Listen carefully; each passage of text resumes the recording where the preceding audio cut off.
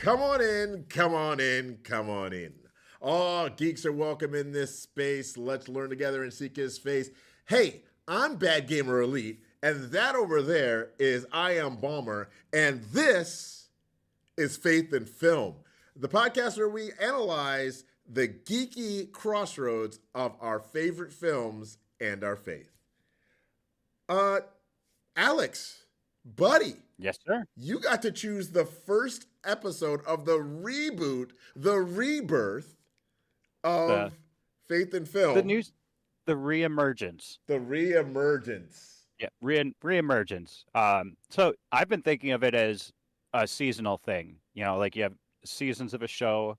One of my favorites just hit their season finale, and I'm like, how do you leave it like that? And it's one of the weirdest, hard to describe season enders ever.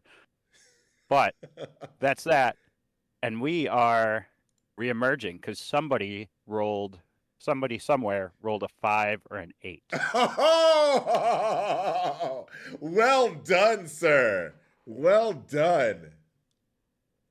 I like that. So tell us about that. Why did you say somebody rolled a 5 or an 8? So we watched the classic 1995 movie. Oh my God, it's almost 30 years old. 1995, bro. Did you see it in theaters? I don't remember. Like I might have. I don't think so. I know I saw it in theater. I am 1,000% sure I saw it in theaters. I think we got the tape right away when it came out. Yeah. In the big squishy case. I can still picture it.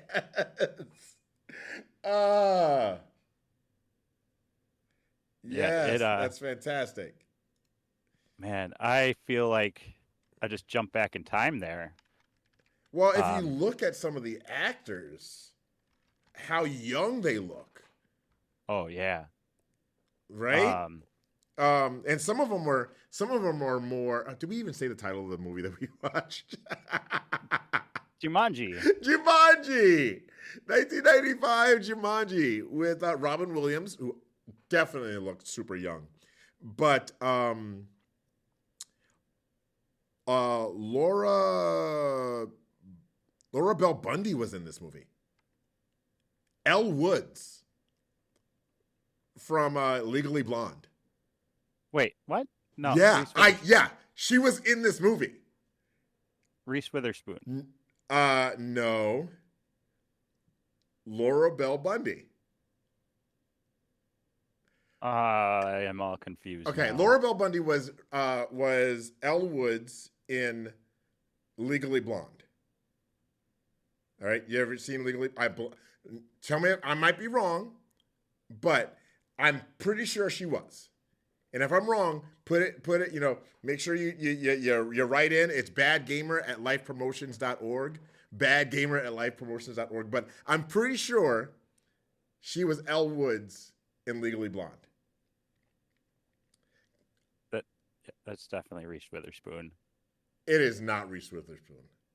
Yeah, in the original one. In Legally Blonde.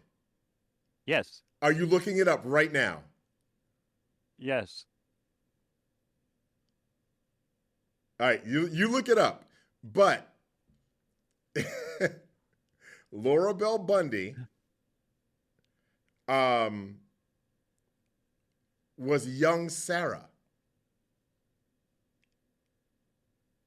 Okay. In this movie.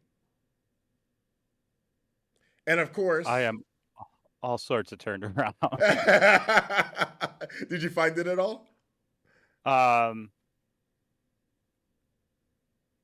Okay. I mean, yeah, Reese Witherspoon was Elle Woods in Legally Blonde. Yeah, the original. Elle what's Woods her name? Was the Laura Bell Bundy was Elle Woods in the musical. The musical.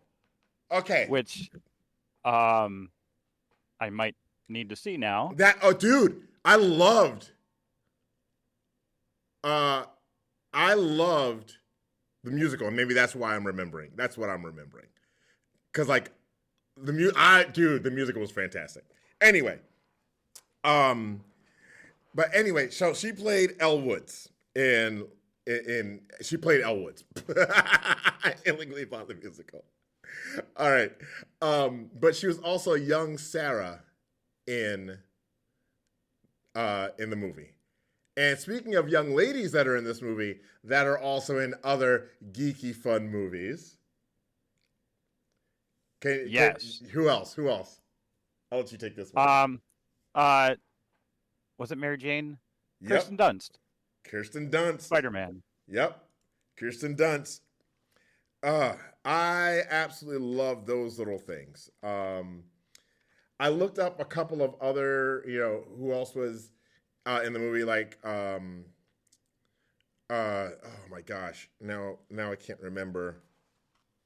I hope it's who I'm looking up right now. Why didn't you grab the game? Ah, I can only think of Alan's name. Who's the little boy? Peter. Peter. Okay.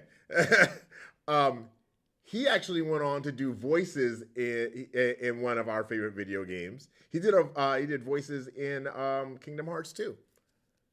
Oh, no kidding. Yeah. That's cool. I was pretty sure David Allen Greer was like, there's got to be some kind of crossover into the geeky world. Samurai Jack. Yeah, no, that's not David Allen Greer. Well, he's been in Samurai Jack. He played the samurai, which is so funny because I believe he was also in on a show with the guy who does the voice of Samurai Jack, whose name escapes me at the moment. I am so embarrassed. He also played the UPS guy on Mad TV. Give it to me. You're looking at me like I should. I don't know. Okay. Anyway. I don't know. Yes, that he does cross into the geeky world. Samurai Jack. He played the samurai, and you have to say it like that. Samurai. Kind of like you have to, when you win this game, you have to say Jumanji. You have to say Jumanji. Well, do you have to say it like that? I don't think Alan said it like that. No, I suppose it was pretty quiet, like Jumanji, because then Van Pelt was like, "What? Yeah. Jumanji? Duh!" And then Cortex and yes, it was so good. Spoilers. Yeah, we're skipping ahead. But sometimes what we like to do here, guys, is we'll do a little synopsis like this. We'll point out little geeky pieces. But like we said, it's all about the crossroads of our geeky passions and our faith.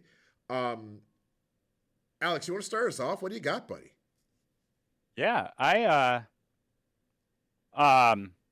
all over the place because now we have like 15 minutes left. So at the beginning of the movie, you have Alan and his dad. Yeah. And there was the mishap at the shoe factory and whatever. And then that night, they get into a fight. Yeah. They're sending Alan to a boys' school, and Alan is really reluctant to continue that. It's been a family tradition, but he's like, no, I don't care, and really resists it. And so the dad says, you're going next Sunday. I don't want to hear another word about it. And Alan says, you won't. I'm never talking to you again. And little spoiler alert, he does talk to his dad again. Yeah. But I mean, I kind of really felt that of having that feeling, if not the same. I don't know that I've ever really said it of like I'm never talking to you again. But I've definitely thought it and wanted to turn around in real people interactions in my life, and I squirrel. Do you have that? Possibly a real squirrel because he's outside, y'all. So I know it's something a lot of people have in their faith walk Mm. that like I'm not doing what you want. I'm not talking to you again, Lord. And they turn their back. And um yeah, it might be like you get um bad circumstances in your life and you're like, God, how can you do this to me? Or it Mm. might be where you get a glimpse of like the plan God has for you and you're scared, you're not ready to accept it and go with it. You're Whew. like, no, I'm turning away from this. And it reminds me of the story of Jonah. Mm. Hit me up. Hit So me up. Because um one thing that I know, you guys, is while some of us that listen to this podcast or watch the stream may we hear the story of Jonah and all of it clicks. Some of you guys might not know, and we don't want to take that for granted. So let's hear a little bit about that. and like I'll be honest, I don't know the whole story of Jonah, but I read the first two chapters today. Well, I can tell you a little bit. So Um yeah. Jonah was this prophet, and he was good at his job. He was real good at his job until he wasn't. And there is no resolution in the Bible to what happened with Jonah. The end. Oh, okay. But So there's some stuff in there that I think Alex probably should talk about. yeah, and like his story kind of hits on two of these points that I had. Be responsible for your actions, and there's consequences of not obeying the rules. Mm-hmm. So Jonah, he was a prophet, um, and God told him, "Go to Nineveh and go preach the word there because they're turning away." And Jonah was like, "I don't wanna." So he runs away. He goes and finds a ship and starts to sail somewhere else.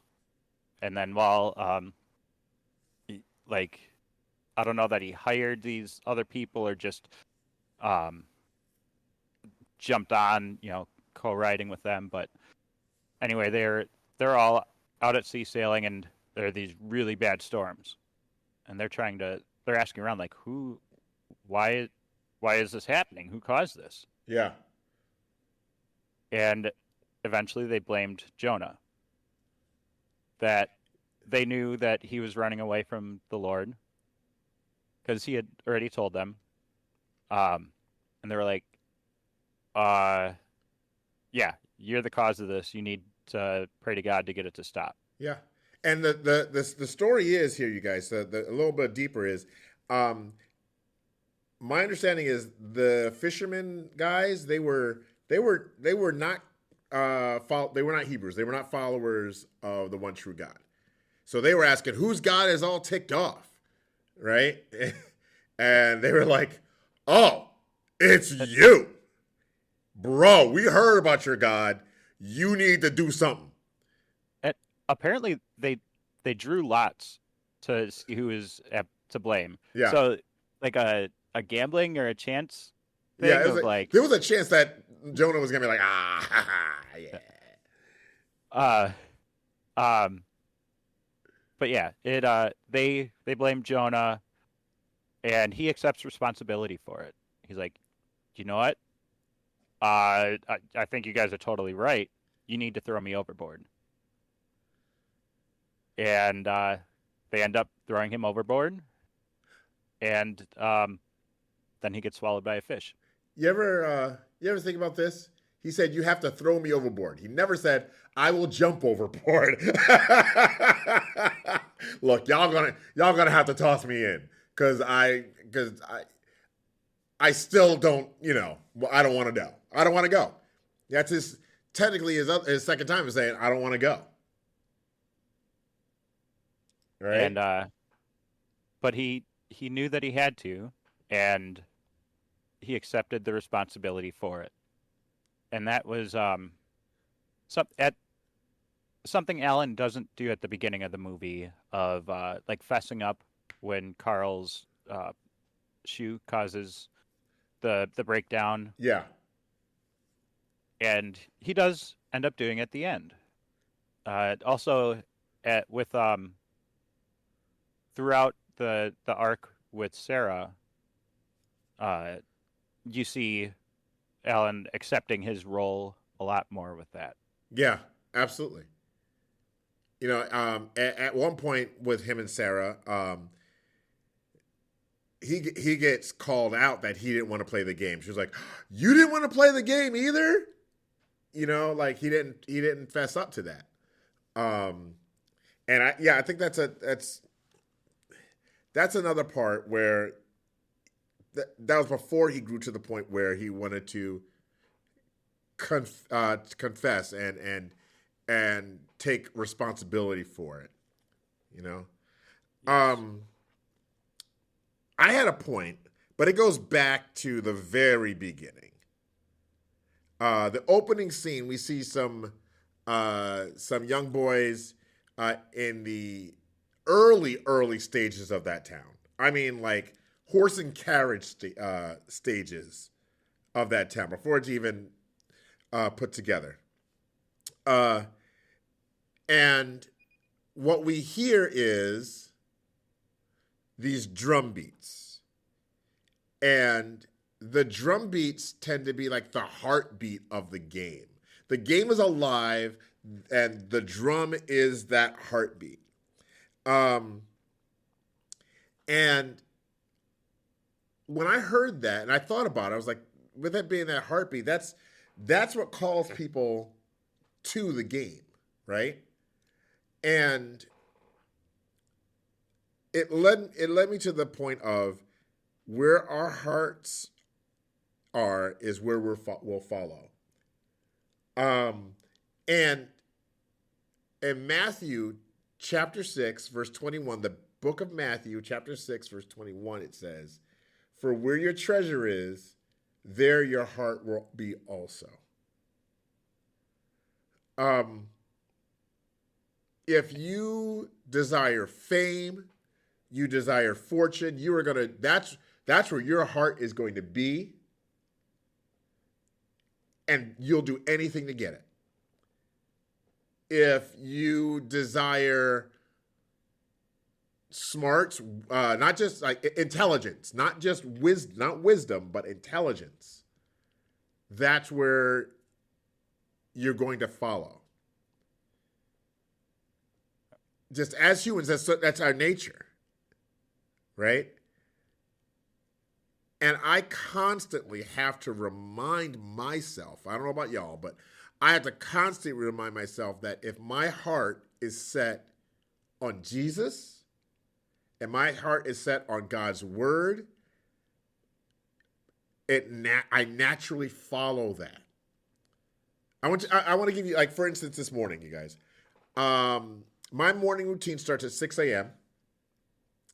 and I do dailies in a game. Like it's on my phone. I wake up. I'm barely cognizant. I don't know what's going on, but I can press buttons on my phone to get my brain moving. Right? And most days I get up and I'm like, okay, time to get in the shower. I got to stream in like 20 minutes, a half an hour, blah, blah, blah. This morning I got up and I was like, okay, I'm going to do my dailies, get those done quick. And I have an alarm that goes off, but it's a playlist. And I decided today I'm going to choose joy. My heart's going to be joyful. So I got up and I just started dancing around to the music. I just started dancing to the music and praising God because the majority of it is contemporary Christian music, some rap, some gospel, some pop, because I love me some pop music, y'all. I think I might have a country song in there. I don't know. But my heart was set on the joy that God brings. And the first song, and I talk about it all the time, that I got up and started dancing to was Days by Aisha Woods. I've talked about it forever. If you guys want to know about it, let me know in Discord. I'll tell you more. And I just started dancing around, and then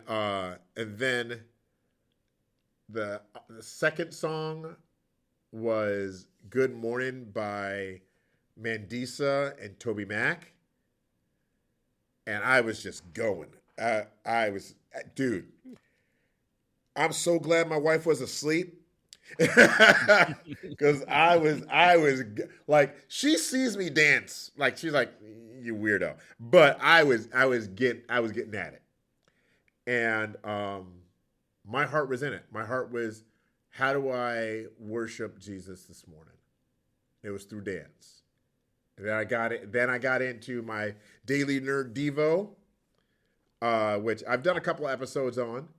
Listened to him today, and then I even reached out to Ryan today. I was like, "Look, I haven't done one for you in a while.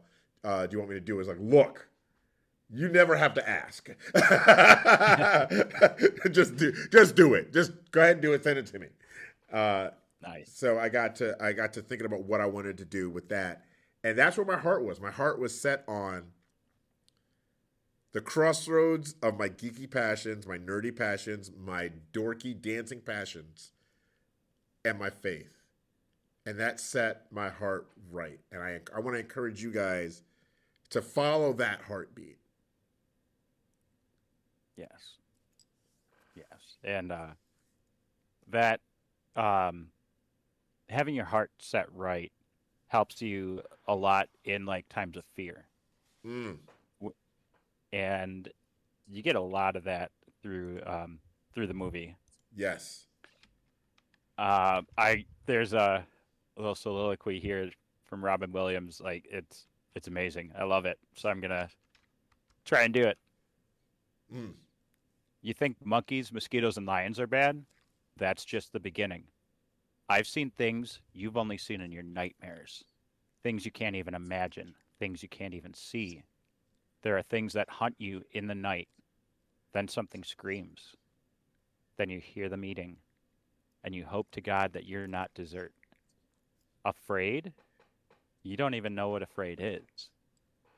You will not last 5 minutes without me. woo! Dude, And I was watching the movie and working at the same time. I stopped when he started saying that.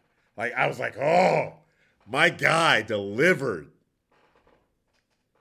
it yeah, I don't remember that um from any previous time that I've watched the movie. Yeah. Like that big fear. There I mean, yeah, the uh you get a type of fear from um uh like an empathy fear of, oh, they got to run away, they got to stay away from the flowers that shoot stuff at you, or Yeah. Van Pelt hunting them.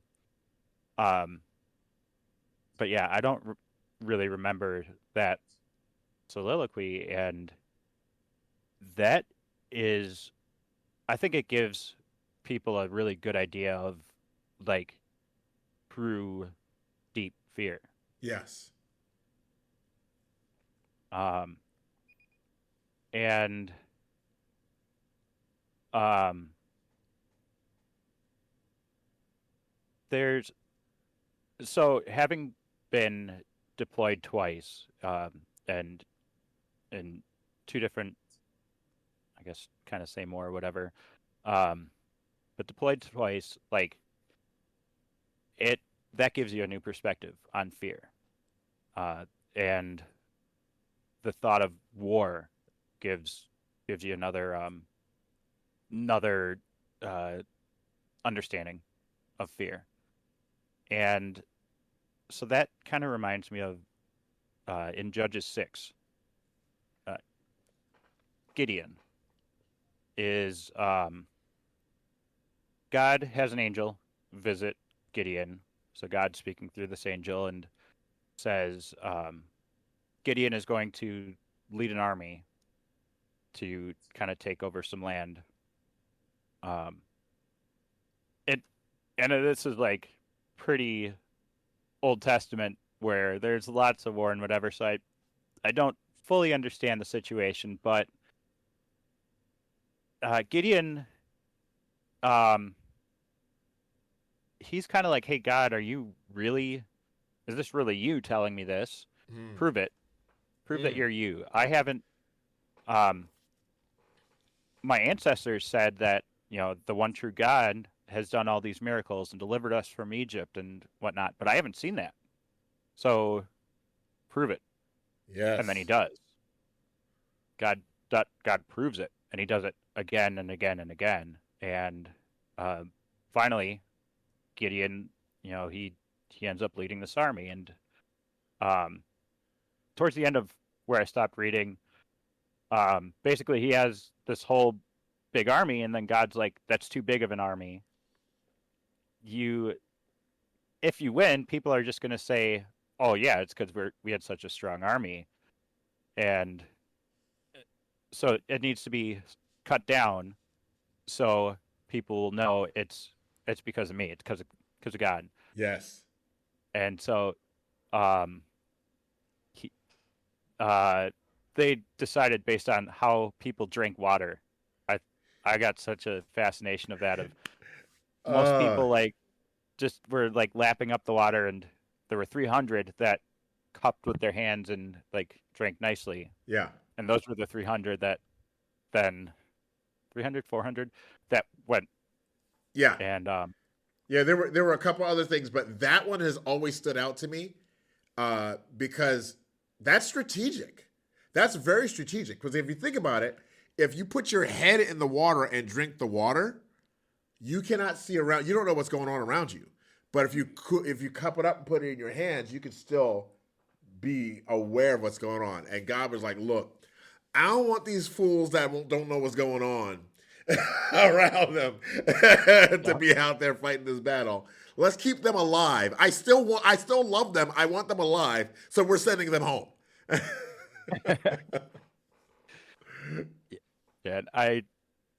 Yeah, I couldn't imagine something like that happening of on the verge of going against thousands and thousands of enemies.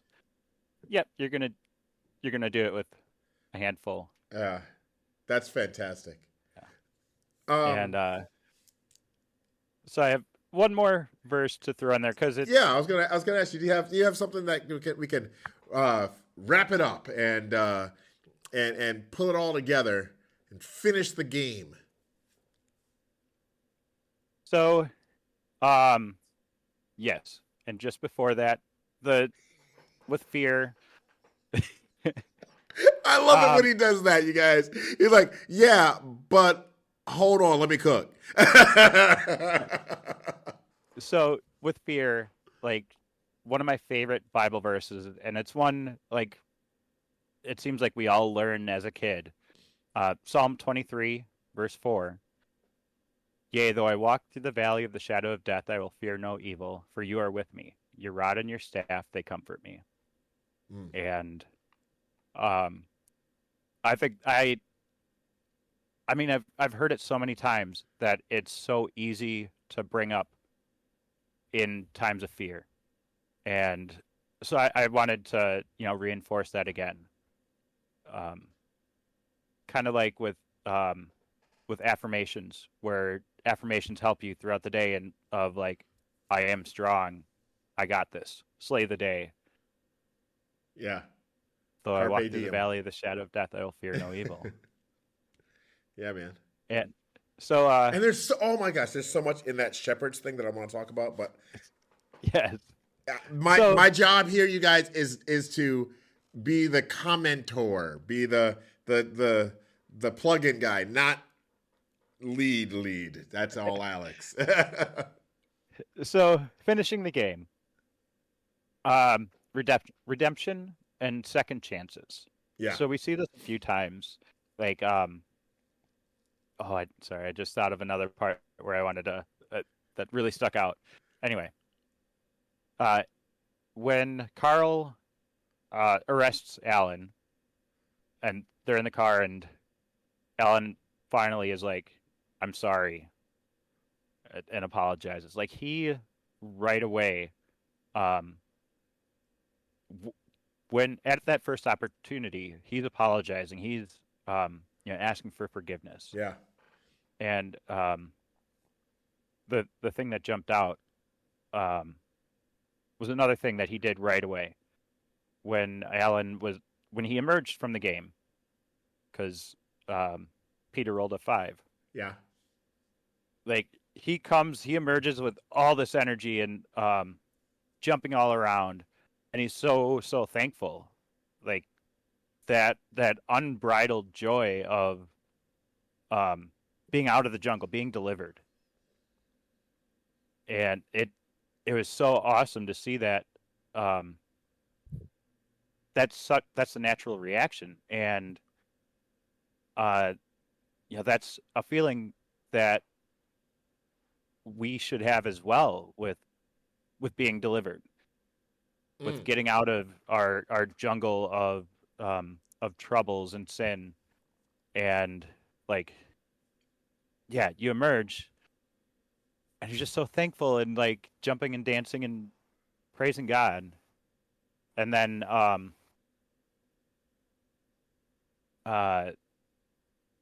then he realizes that he still has to finish the game and gets down again. But Yeah. At the end, you have redemption with between Alan and Sarah. Of Sarah going, was it 25 years, 35 years, whatever? 26 public years. math. That's it. Like 26 years of therapy and doubting herself and people doubting her, and he has to make up for it, and he does. He apologizes and makes it, and then finally the movie ends where they travel back in time, and Alan can make up with his dad. And we can't travel back in time, but we do get extra chances. And God tells us to do the same to those around us. So Matthew 18, verses 21 through 22, Peter came to him and said, Lord, how often shall my brother sin against me and I forgive him? Up to 7 times? Like, pause. Does that make sense to you? Of like, hey, my friend didn't pick me up this day, or didn't pay me back, and like, how many times can they do that to you and you're okay with it? There's a lot of people that say, fool me once, fool me twice, right? And I think that the reason that he said 7 times is that's the number of perfection, right? It's like, so you get 7 times, that's perfection. After that, I'm out. But Jesus said, and this is verse 22, Jesus said to him, I do not say to you up to 7 times, but up to 70 times 7. And so there's the one translation said 77, another translation said 70 times 7, which is 490. I'm going to go with 490. Yeah. So if somebody like lets you down 491 times, then it is okay. So, no, I'm kidding. No, that the reason you just said 70 times 7 is because that was ridiculous back then.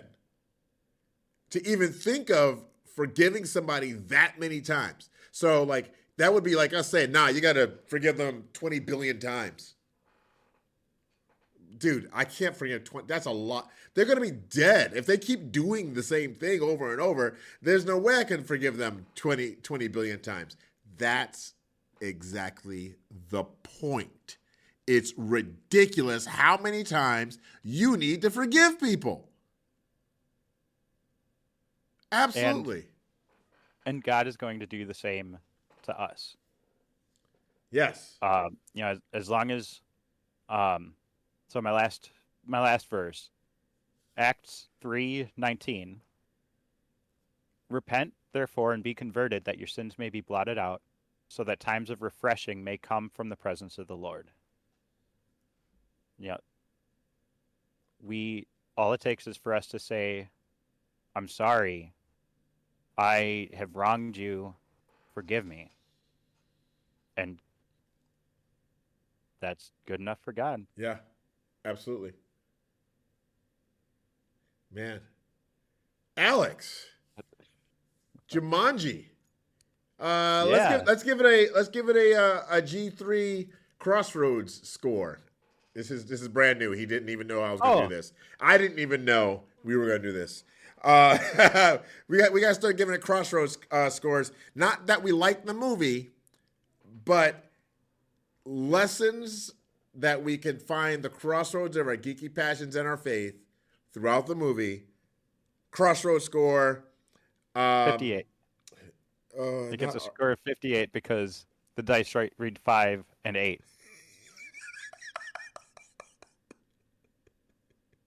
13? 13? Do we have to add them? And this is what we're gonna do. This is gonna be arbitrary. It's gonna be it's gonna be like Whose Line. The scores are arbitrary. I cannot wait to see what you do with our next one. By the way, what is our next movie? Oh, that's 2 a weeks. Good question. We'll be back in. We'll be doing this again in 2 weeks. We did that. Jumanji was yours. Yes. But you still get the pick. I would like for it to be one of mine. I think we should alternate that for sure, but you still get the pick. Yeah. I'm gonna go with Harry Potter and the Goblet of Fire. Harry Potter and the Goblet of Fire. I just started the audiobook again. Nice. That was gonna be my fallback today when you texted me that I can't find Jumanji streaming. Yeah. All right. I know because my daughter, her way of staying up late is, can we watch Harry Potter? So I know it's streaming. Yeah. And it's an easy one to do. So let's do, Harry Potter, Goblet of Fire. Next one, you guys.